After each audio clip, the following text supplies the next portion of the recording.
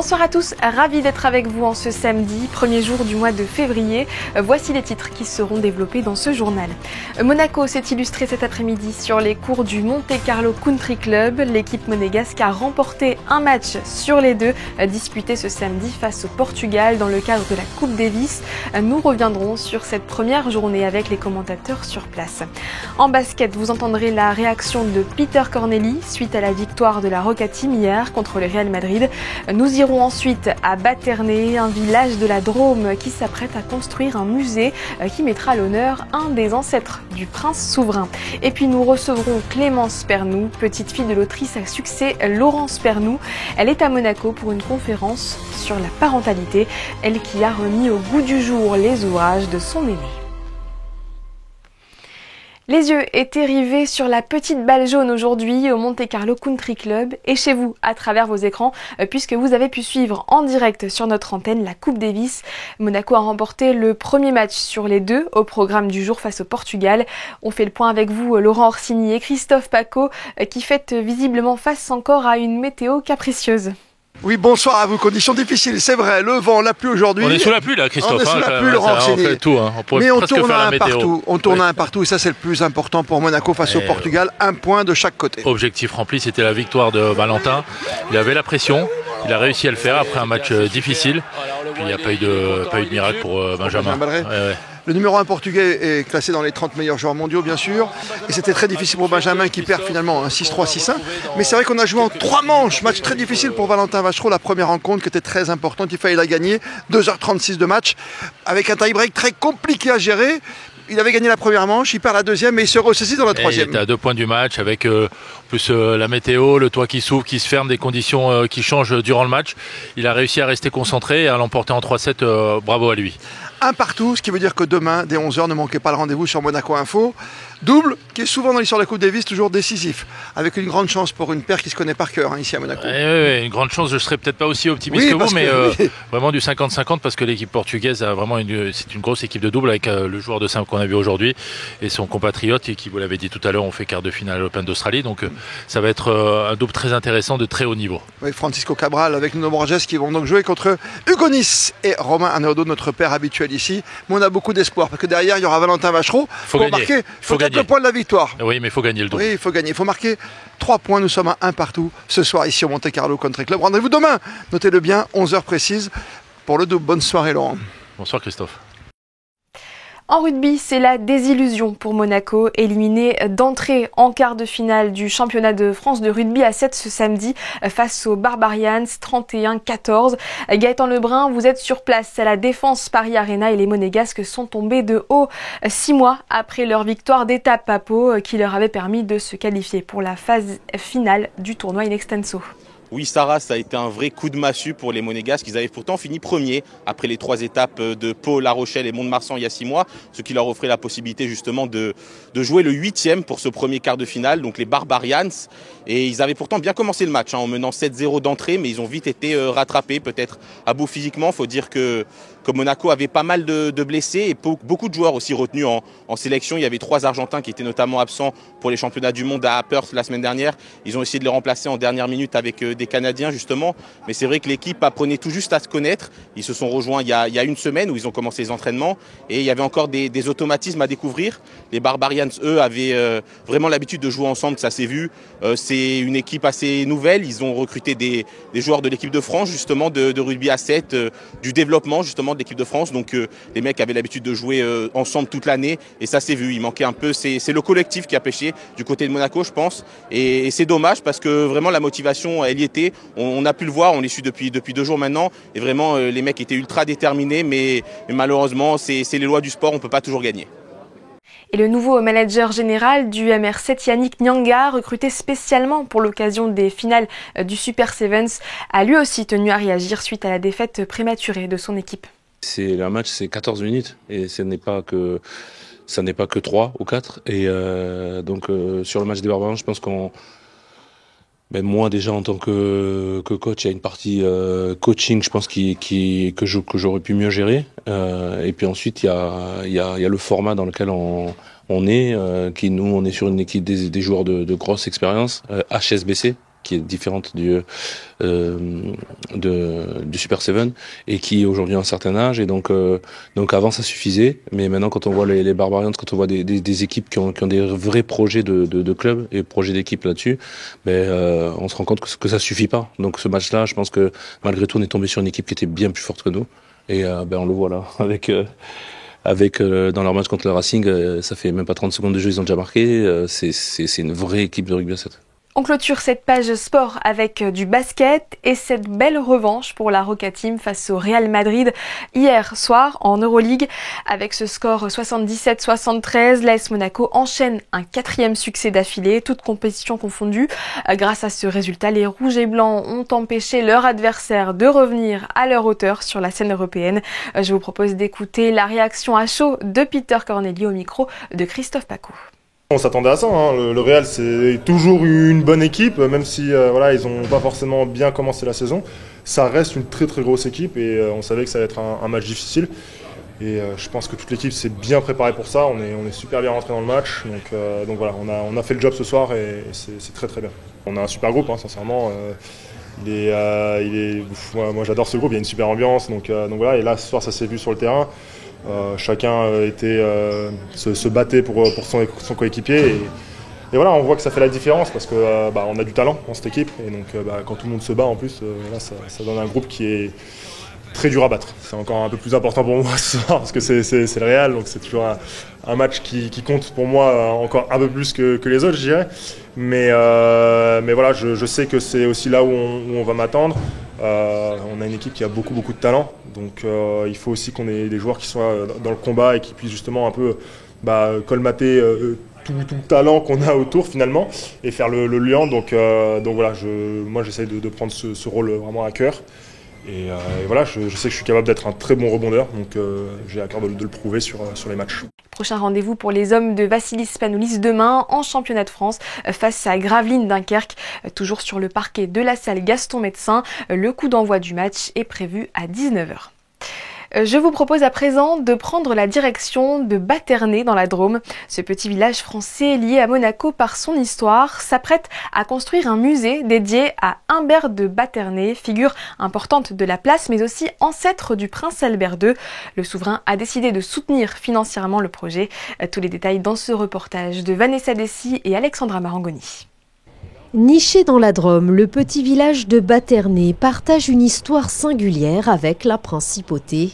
Ce lien n'est pas un lien féodal à la différence du duché de Valentinois, mais un lien d'ascendance. À la fin du Moyen-Âge et au début de l'époque moderne, Humbert de Batternay devient figure influente de la cour de France.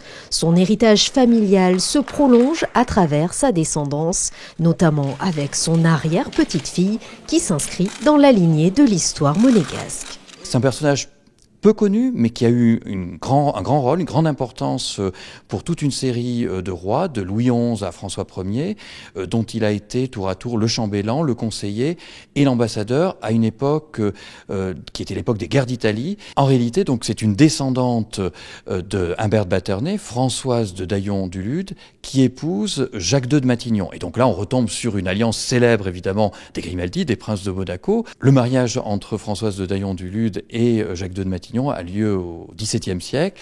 Et d'ailleurs, nous conservons une image de Françoise de Daillon du Lude. C'est un buste qui appartient au prince Albert II, qu'il a acheté en 2011 et qu'il a mis en dépôt au musée des Beaux-Arts de Saint-Lô en Normandie, puisque, comme l'on sait, la famille de Matignon est d'origine bretonne et normande. Si la principauté a depuis tracé son propre destin, ce passé commun demeure inscrit dans les archives et les mémoires locales. Aujourd'hui, quelques passionnés d'histoire entretiennent ce souvenir, rappelant que bien loin de la Méditerranée, un bout de Monaco a un jour résonné au cœur de la Drôme. La principauté a donc souhaité apporter son aide financière à ce petit village, aux grandes ambitions de restauration de son patrimoine. Là, nous venons de restaurer la demeure seigneuriale qui est sise tout à proximité de la chapelle des seigneurs de Batternay. Et là où nous nous trouvons, effectivement, dans des grottes que nous avons acquises il y a un certain nombre d'années, là où jadis nos prédécesseurs ont aussi habité, eh bien, nous allons leur donner une nouvelle jeunesse et créer un musée précisément, avec de l'archéologie, de l'histoire, beaucoup d'histoire.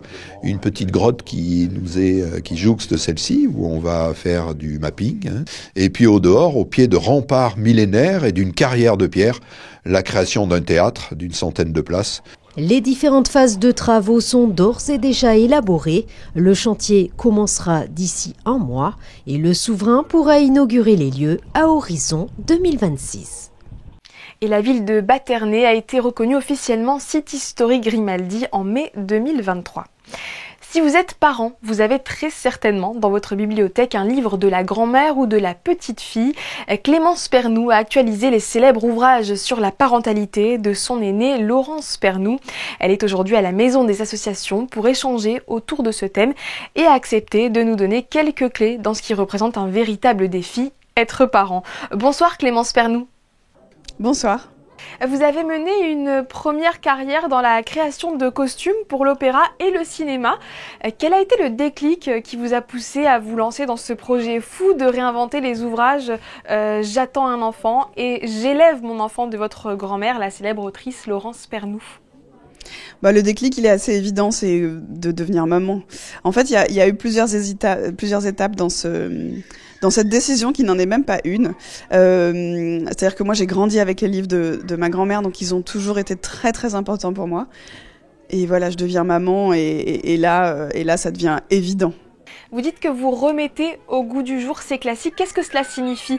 Je rappelle qu'ils sont chaque année réédités, que vous avez mis votre touche dans la version 2025. On y voit par exemple l'apparition d'un père en couverture. Oui, ça fait partie des grosses évolutions. En fait, quand on a utilisé, entre guillemets, les ouvrages quand on est devenu parent, mon conjoint m'a dit, on s'adresse pas beaucoup à moi. Il y a une petite partie sur le papa, mais c'est pas très, très approfondi. Et on est à un moment où on demande au papa de s'impliquer, et c'est vraiment une bonne chose. Effectivement, il faut que les papas puissent s'impliquer, mais ça veut dire qu'il faut qu'on les accompagne aussi. Parce que quand on dit j'attends un enfant, c'est la maman. Évidemment, on le voit, elle l'attend dans son corps, mais le papa, il attend aussi l'enfant. Et il faut s'adresser aux deux parents absolument. Qu'est-ce qui a évolué dans la parentalité entre notre époque et celle de nos grands-mères ? Ouh là là, tout un paquet de choses. Et en fait, la maternité, c'est un sujet de la vie donc qui évolue tout le temps avec la société et puis au fil des recherches scientifiques, médicales, même psychologiques. Donc il y a tout un tas de sujets et ça, ma grand-mère l'avait compris tout de suite parce que elle a commencé ses ouvrages et elle a su qu'il fallait les mettre à jour tous les ans. Donc ce qui voulait bien dire qu'il y allait avoir des évolutions. Et là, alors je pense que dans les choses plus précises de la société actuellement, je pense que il y a une difficulté aujourd'hui, enfin il y en a plusieurs, mais il y a beaucoup d'injonctions qui pèsent sur les parents, que la société est assez clivante et donc il peut y avoir des injonctions contradictoires en plus, des conseils complètement contradictoires et donc il faut pouvoir trouver son chemin de parent et c'est vraiment ce que j'essaie de faire, c'est d'apporter aux parents l'information qui a été validée. Moi je travaille avec un collège d'experts, donc des médecins, des sages-femmes, gynéco, pédiatres, etc. Je recueille l'information, je fais un travail de recherche et j'offre aux parents la possibilité de pouvoir trouver leur propre chemin au milieu de tout ça et aussi un soutien très important. Et j'essaie de briser les tabous qui ont eu lieu pendant très longtemps de montrer une maternité que sublime, alors qu'en fait il y a beaucoup de difficultés.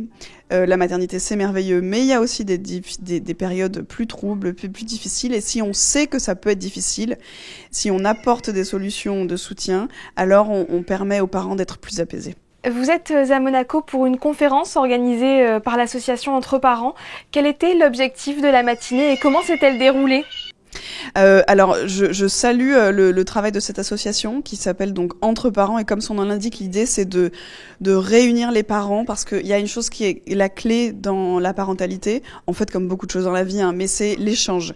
On est à une époque où on a tendance à se replier sur soi-même. La société est comme ça. Autrefois, on vivait en famille, en communauté beaucoup plus, et donc il peut y avoir une grande solitude quand on est parent. Et donc aller vers les autres et aller dans l'échange, c'est vraiment très important. important. Et donc cette association, ce sont des rencontres entre parents et systématiquement il y a un thème et donc un intervenant. Et là on a beaucoup échangé en fait toute la matinée. Donc il y a des petits ateliers pour les enfants et les parents peuvent échanger entre eux. Et ça, ce sont des moments vraiment vraiment précieux. Donc je salue le travail vraiment passionnant de cette association. Et quel a été votre message alors ce matin, vos conseils aux jeunes ou futurs parents? Eh bien, alors un des premiers, c'est effectivement d'échanger et de ne pas hésiter. En fait, il faut se dire que quand on vit quelque chose, quand on se pose une question, probablement la plupart des parents se la sont posées aussi. Et donc échanger, ça permet de sortir de l'isolement.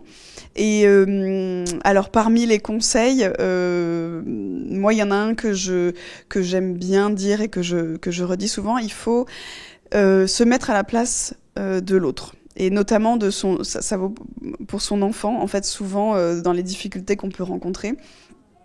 On se dit, mais je comprends pas, qu'est-ce qui se passe là? Alors je le dis en connaissance, parce que ma fille a 2 ans, donc on est dans une période bien challengeante. Et en fait, si on se met à la place de l'enfant et si on essaie de comprendre ce qu'il est en train de vivre, on se dit que déjà il n'est pas en train de faire un caprice, ça n'existe pas avant 3 ans, hein. Et il n'est pas en train de nous mettre à mal. Juste, il est en train de vivre un truc qui est, soit dit en passant, extraordinaire, c'est qu'il est en train de découvrir la vie. Et donc, ouais, se mettre à la place de l'autre et imaginer ce qu'il est en train de vivre pour mieux l'accompagner. Merci beaucoup Clémence Pernoud d'avoir partagé avec nous votre expérience et votre héritage familial. Merci à vous. L'hiver sera-t-il long ou court? Les Américains devraient être fixés demain grâce à Phil la marmotte. Toute une tradition est perpétuée autour de l'animal depuis des dizaines d'années. Alexandra Pani, vous qui êtes sur place outre-Atlantique, pouvez-vous nous éclairer? Oui, j'ai voulu partager avec vous cette semaine cette tradition amusante qui est issue d'une superstition des immigrés hollandais de Pennsylvanie. L'histoire raconte donc que lorsque la marmotte sort de son hibernation début février, si elle voit son ombre, elle retournerait dans sa tanière car l'hiver se prolongera de quelques semaines. Si elle ne la voit pas, alors elle peut profiter de l'air libre car le printemps arrivera en avance. C'est aujourd'hui une tradition célébrée aux États-Unis et au Canada le 2 février de chaque année.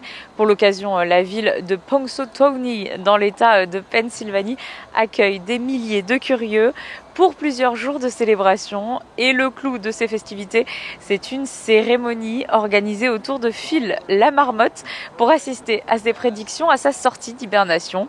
En 2024, Phil avait annoncé un printemps précoce. Le Groundhog Day de son nom anglophone est aussi la trame de fond d'un film mythique des années 90 avec Bill Murray, intitulé en français Un jour sans fin. Cette année sera la 139e prédiction de cette célèbre lignée de Phil la marmotte. Alors, quels sont vos pronostics pour ce dimanche? Est-ce que Phil verra ou non son ombre? Vous pouvez suivre la cérémonie officielle sur le site de l'Office du tourisme de Pennsylvanie, www.visiteph.com, et vous pouvez également suivre les aventures de Phil sur sa propre page Instagram, PunxyPhil. On y pensera. Autre tradition, plus proche de chez nous cette fois et qui sera célébrée également demain, il s'agit de la Chandeleur, une fête d'origine païenne devenue une date clé du calendrier catholique et qui, chaque 2 février, nous invite à faire sauter les crêpes. Nutella, sucre, miel ou confiture, quelle est la garniture préférée des Monégasques? Sarah Villemain est allée leur poser la question. Crêpe au Nutella. Moi j'aime bien le citron et mon mari c'est le Grand Marnier. Le Nutella. Nutella, le sucre, la confiture. Mais Nutella, c'est le préféré de tous. Comme on en fait des salés et des sucrés, donc chacun son goût, mais c'est vrai que c'est plutôt chocolat. Sucre, miel, citron et chocolat. Et faut-il les déguster roulés ou pliés? Ça, c'est un autre débat. C'est la fin de cette édition, mais avant de la refermer avec les photos de Manuel Vitali de la Coupe Davis, toute l'équipe de Monaco Info tenait à souhaiter un très joyeux anniversaire à la princesse Stéphanie. À suivre votre météo, présentée par Émilie Flamin. Quant à moi, j'aurai le plaisir de vous retrouver demain à 18h30. Belle soirée.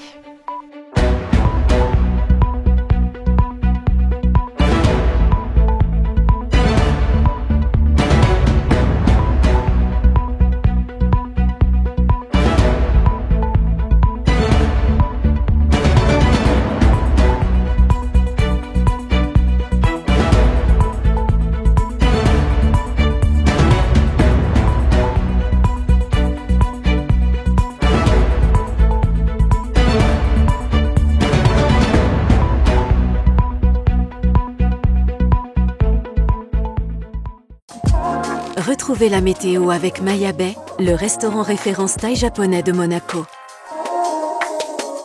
Bonsoir à tous, enfin une amélioration de la météo pour demain. Le ciel se dégagera au cours de la journée pour laisser place au soleil. Côté température, il fera 10 degrés dans la matinée et 13 dans l'après-midi.